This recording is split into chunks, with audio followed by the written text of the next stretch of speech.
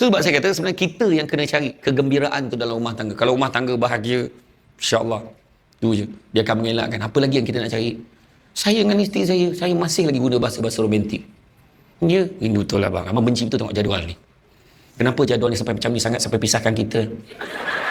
Ya. Saya cakap tak. Kenapa you all reluctant dalam bahasa Jawa tu kan? Kenapa susah sangat nak cakap bahasa-bahasa cinta dengan pasangan? Kenapa? Apa yang kau nak sembunyikan? Dulu bukan main lagi. Akum. Walam. Tekna. Kenum. Dulu kan kau main bahasa ringkasan aja. Lepas tu dah main trend-trend. Tapi kita dengan pasangan kita, kenapa kita tak trend kan? Kita tengok drama kan, macam mana romantiknya. Saya ingat dulu ada satu drama dua Adi Putra berlakon dengan Sherry apa tu nama dia? Kan dia ada satu dialog. Saya balik rumah, kita duduk tertengok drama tu, buah kita tengok masa dia tengah lipat kain. Saya dah kahwin tau. Kena beritahu. Nampak sengit kepala macam berharap tadi saya kena cakap lah saya dah kahwin. Masa tu dialog dia kata apa?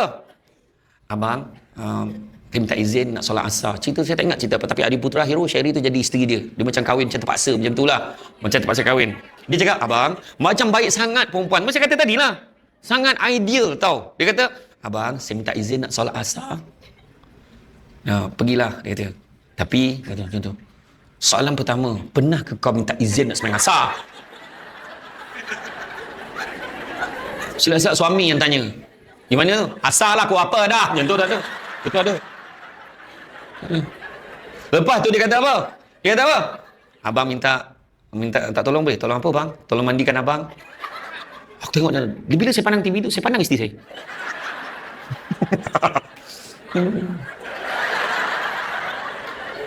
Lepas tu dia kata apa?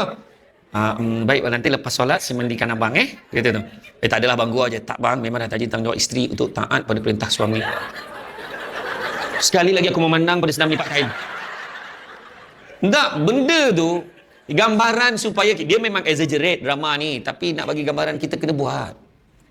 Bila last kita mengungkapkan kata-kata cinta? Dulu lah, you gimana? I pergi toilet.